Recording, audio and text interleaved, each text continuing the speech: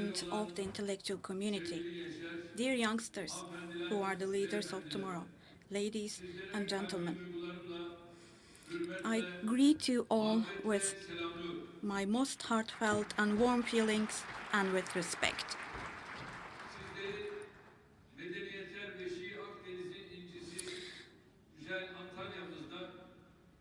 It's a pleasure for me to host you in our beautiful Antalya, the pearl of the Mediterranean, the cradle of civilizations. This is the meeting point of Asia, Europe, and Africa.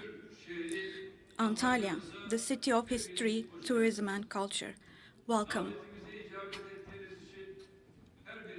And I would like to thank each and every one of you individually for accepting our invitation. I hope that the Antalya Diplomacy Forum will prove to be auspicious for our countries and for the entire humanity. Despite the pandemic conditions last year, we successfully held the first meeting of the Antalya Diplomacy Forum. I believe that the messages of peace, dialogue, and solidarity we give from Antalya in a painful period when all humanity was struggling with a health crisis does add a very different meaning to this forum.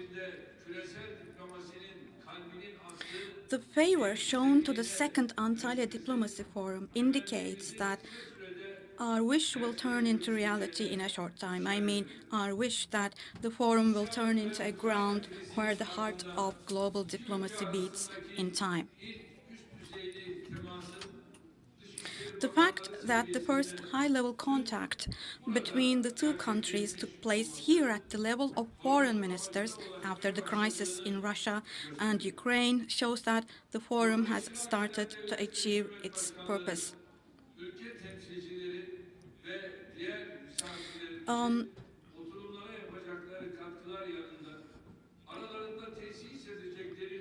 I see the strong dialogue between the heads of state and government, country representatives, and other guests participating in the forum, as well as their contributions to the session, as very important.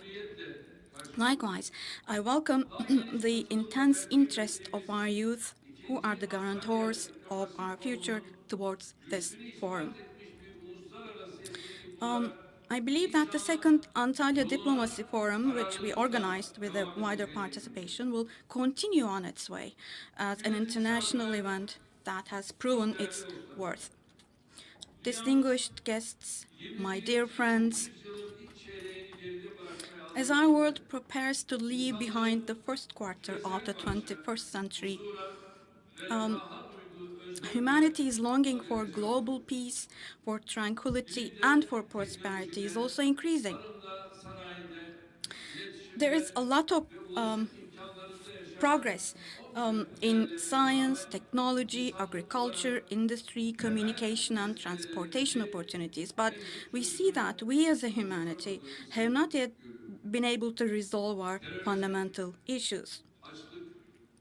Terrorism, hunger, poverty, injustice among continents, armed conflict, and civil wars, in addition to environmental disasters which are caused by climate change, these all continue to be at the top of the global agenda, unfortunately. Economies are growing, skyscrapers are rising, certain people's wallets are swelling up, and certain countries are getting richer day by day. And statistics are painting us a more prosperous picture in the world, but unfortunately, children continue to starve right next to us. The hunger virus costs lives of more people around the world each year than the coronavirus does. Today, a child dies every 10 seconds in the world simply because they cannot find a bite of bread or a sip of water. Due to instability and conflicts, millions of people are forced now to leave their homes and their lands. The lives lost in the Mediterranean, in the Sahara Desert, or on the top of a snowy mountain reveal the desperation of humans. Now, here, I would like to share with you some striking figures that should make us all think. Since 2014 alone, the blue waters of the Mediterranean Sea have become the graves of nearly 25,000 travelers of hope.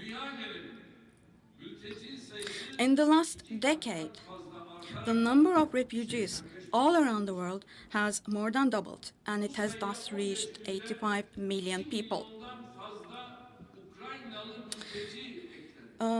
More than 2 million Ukrainian refugees have been added to this number in just 15 days.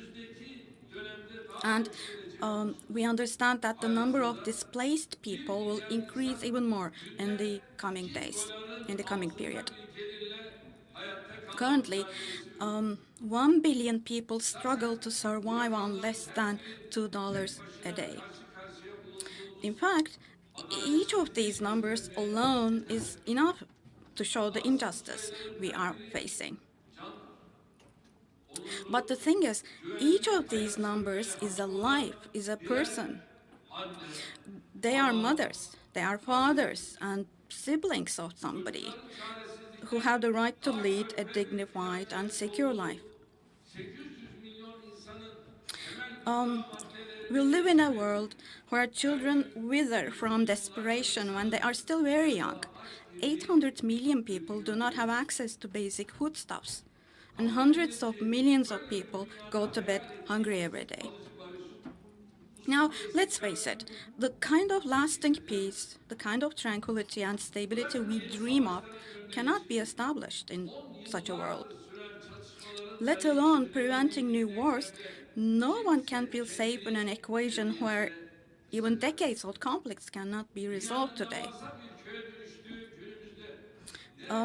Today's world has turned into a global village, a gigantic village.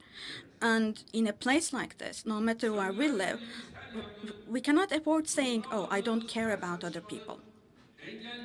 The thing is, we should know that every fire we can't put out, every conflict we can't stop, every oppression we can't prevent, every problem we don't go against will eventually affect us and will burn us too. We have witnessed this bitter reality many times in Syria, in Yemen, Afghanistan, Libya, in Iraq, in Arakan, and in many other crisis regions. In these conflict regions, millions of civilians lost their lives, and mostly women and children. Civil values and human traits have been severely injured. In the meantime, confidence in international organizations has hit rock bottom. Terrorist organizations and extremism has gained ground all over the world. Ancient cities, which are the common cultural heritage of humanity, have turned into rubble. In all of these crisis regions, which are sometimes ignored for geographical reasons or sometimes for cultural reasons, we have paid a price, a cost of negligence. Not only those who are responsible pay a price, but all of us as humanity do, and we still do. Dear friends, history repeats itself for those who do not take lessons from examples. When lessons are not learned, not only history but also suffering repeats itself. The Ukraine issue stands before us as the latest example of this truth. Now, first of all, let me underline something here. Turkey is both a Mediterranean country and a Black Sea country. Ukraine and Russia are our neighbors and friends through the Black Sea. And We are dismayed that the crisis between our neighbors has turned into an armed conflict. The escalation of the tension to this current stage has concerned us the most, has worried us the most. We can never excuse aggression against the sovereignty of a country who is our neighbor. We reject the illegitimate steps that disregard the territorial integrity of Ukraine, especially the illegal annexation of Crimea. Since 2014, we have expressed our clear position on Crimea on every occasion, and we have expressed it expressly, openly, on every ground, on every occasion.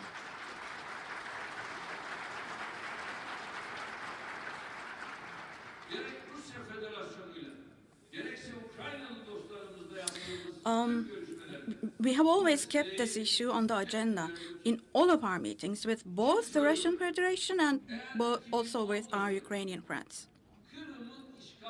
Now, in 2014, when Crimea was invaded, the entire world, the West, if they had said something, I wonder if we would have encountered the picture we have encountered today.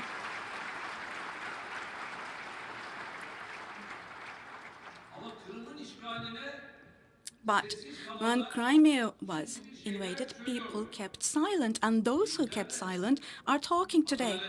Well, the thing is, justice cannot prevail in only one part of the globe and not prevail in another globe. What kind of an understanding is that? So, unfortunately, the international community did not display the necessary sensitivity and did not provide the necessary support for the elimination of such injustice. So Ukraine has been left alone in its just cause. Now, today, we are faced with the devastating and painful consequences of problems that can only be resolved through diplomacy if strong will is displayed in time. As we see the civilians leaving their homes, children full of fear and anxiety, when we see cities in ruins, the innocent dying, our sadness grows exponentially. Now, let me share with you an example. Think of a young child being kept by his mother, the mother crying. And I saw that the child started licking the tears of the mother. He was wiping the tears, licking the tears of the mother. I mean, this is the kind of picture. I mean, does the world deserve this picture? I mean, can this really be possible? Why such a world? I mean, we are here exactly for this. Likewise, another anecdote. Again, a young child whose father is a police officer. Now, the child is slapping the father with one hand and also beating the head of the father with his other hand. The father, again, is a police officer. And we're not talking about a teenager here. We're talking about a young child who is at most 3 years old. I mean, does the world deserve this? I mean, that police officer, is it his duty to stop the tears and begging of the child? Or rather, is it his duty to fight against terrorism and anarchy? Now, looking at this audience today, including everyone who is watching us in front of their TVs, let me turn to you all and say the following. We have to build the world of peace, not that of war. At this current stage, we believe that fueling the fire further and exacerbating the fire will not benefit anyone. While supporting the legitimate fight of the Ukrainian people, steps that will harm and discredit this fight must be avoided. Now, there are people of Russian origin living in the Western countries. Fascist practices against them and against the Russian culture are never acceptable. For example, look at Germany. Think of an orchestra in Germany, and the conductor of the orchestra happens to be a friend of Putin. And just because he's a friend of Putin, he is dismissed from his job. Another example, in another European country, what you see is that there is a world-renowned person. I'm talking about Dostoevsky. His publications in that country are banned. Now, do you know what we liken this to? It was Hulagu in Iraq in the past, at some point in history. There were libraries in Iraq which had been burned. What's happening today is going back to those days of Hulagu. We don't want new Hulagus. Diplomacy, humanity, no one and nothing deserves this. Now, Turkey spends considerable efforts both to prevent loss of life and to re-establish peace and to re-establish stability in our region. Our hope is that moderation and common sense will prevail and guns will be silenced as soon as possible. Now, I had a talk with a friend today, and he said, a SIHA, a drone, in other words, was dropped in our country, and he's here in this room. And this was a totally irrelevant country, mind you. As it turns out, these guns, these arms hit unconcerned or irrelevant countries too. So we have conducted and are carrying out an intense diplomacy traffic that started before the crisis and has continued until today. I have so far talked to more than 30 leaders today. Likewise, our foreign minister and other ministers are in contact and talks with leaders. As in all of our discussions and contacts, we will share our solution proposals with our interlocutors during our contacts today and tomorrow. And we will continue to make every effort, including the use of the powers granted to our country by the Montreux Convention, to ensure that peace prevails in our region. Dear guests, dear friends, while focusing on current problems, we should not lose sight of the main reasons that reveal, enlarge, and make these problems inextricable. Behind many of the issues I have outlined here is the establishment institutionalized after the Second World War. And it is obvious that the current security architecture, which prioritizes the interests of the 5 victorious states of the Second World War, does not and cannot meet today's needs. This system leaves the fate of 193 members of states of the United Nations to the mercy of 5 permanent members of the Security Council, and it is an unjust system. With the crisis in Ukraine, it has been revealed that there are much bigger shortcomings and structural problems beyond the distorted system. When one of the conflicting parties is a permanent member with the right of veto, the coercive role of the Security Council has been wasted, and the system has practically gone bankrupt.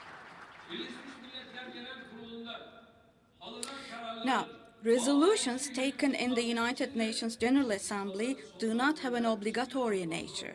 As a result, no steps could be taken to end the conflicts. Think of it, I'm talking about 141 members.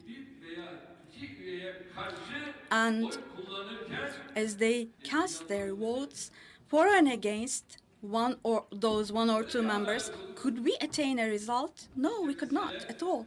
Can we have justice like this? This is exactly the point.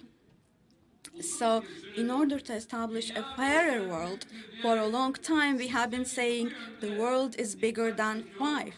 And we have been drawing attention to this aspect of the system. We have been saying that it should be reformed according to today's conditions. But although the shortcomings of the system are known, reform demands have been ignored because those holding the veto power did not want to share their power. Temporary membership, which sounds funny to me, is an attempt to cover the structural problems. And we're talking about 15 temporary, I mean non-permanent members, and 5 permanent members. Interesting, right? And to become a non-permanent member, countries are spending all that effort. They are conducting lobbying efforts to become a non-permanent member. What difference does it make, even if you become one? We did go through this. Does it help? No. You just put your hand up or down. The real thing is rather about being one of the 5 members, because whatever those 5 members say is implemented. So, non-permanent membership has tried to cover up the real problems of the system. And countries like us, which do not hesitate to speak out loud what we think are right, we have been tried to be silenced with unjust and baseless and extremely ugly accusations. But when we say the world is bigger than 5, we're not making a demand for ourselves, for our own country only. Rather, we are trying to defend the rights, laws, and common interests of the entire humanity, as well as the rights of our nation. In fact, the events we have experienced have shown us how accurate, appropriate, and relevant our observations and proposals are. I hope that the same reality is seen and understood by the permanent members of the Security Council, too. It is essential to establish a new global security architecture that will protect peace instead of status quo, and that will serve all humanity instead of the interests of those 5 countries only. With the belief that a fairer world is possible, we will increasingly continue our efforts in the coming period to reform the United Nations. And I sincerely believe that you will provide the necessary support to this fight. We will wait for a bright future. Dear friends, Turkey needs not only a strong will, but also a new paradigm in diplomacy in order to realize the projects we pioneered in the international arena. We believe that our approach to diplomacy should also change. It should be transformed and be reconsidered in the light of the kind of experiences we live. Tradition, experience, custom, and habits are of course important in diplomacy, but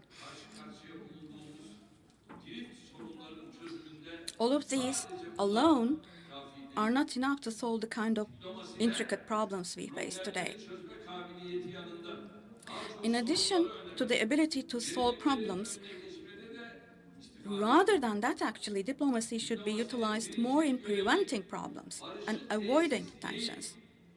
The primary task of diplomacy should not be to establish peace, but to reinforce peace and stability.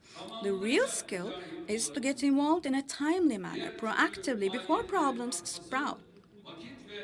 Otherwise, it is inevitable that costs will increase, time and energy will be lost, and suffering and persecution will deepen. it is important that we develop a proactive, entrepreneurial, and innovative understanding of diplomacy together, without rejecting the experience of the past and centuries of experience.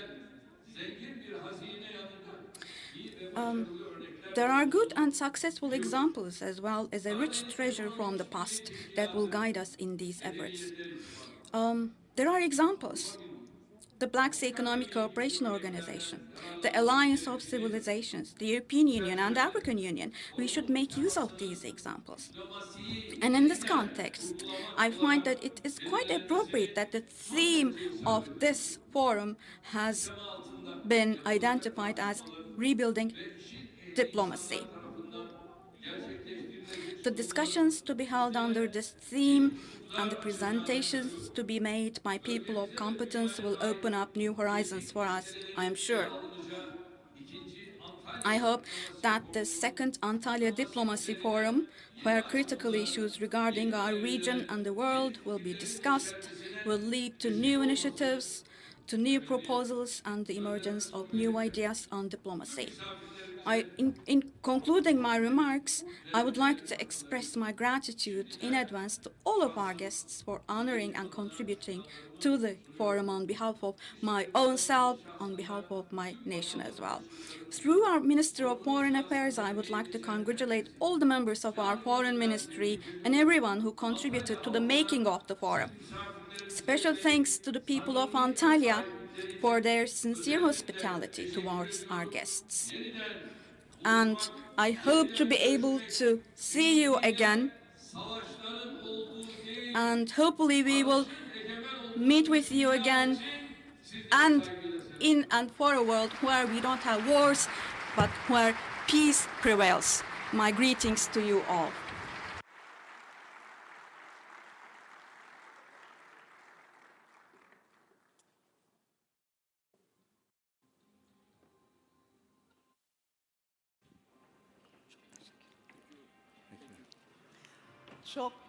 Çok teşekkür ederiz, President Erdogan. His Excellency. So honestly and from the heart.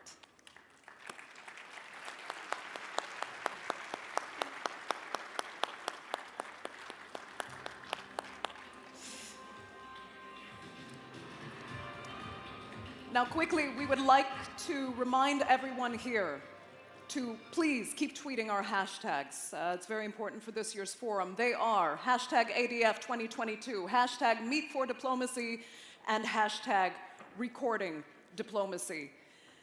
Let's keep the world up to date on all the important discussions and meetings that are happening here in Antalya at the Antalya Diplomacy Forum. Indeed, let's make sure that those hashtags are trending very soon to let the world know what is taking place here and spread the messages throughout the globe. Ladies and gentlemen, this actually now concludes the opening of this year's Antalya Diplomacy Forum, but rest assured, this is only the beginning of an intensive two-day diplomatic marathon. That's right. There is so much more to come, but we will take a quick 15-minute break.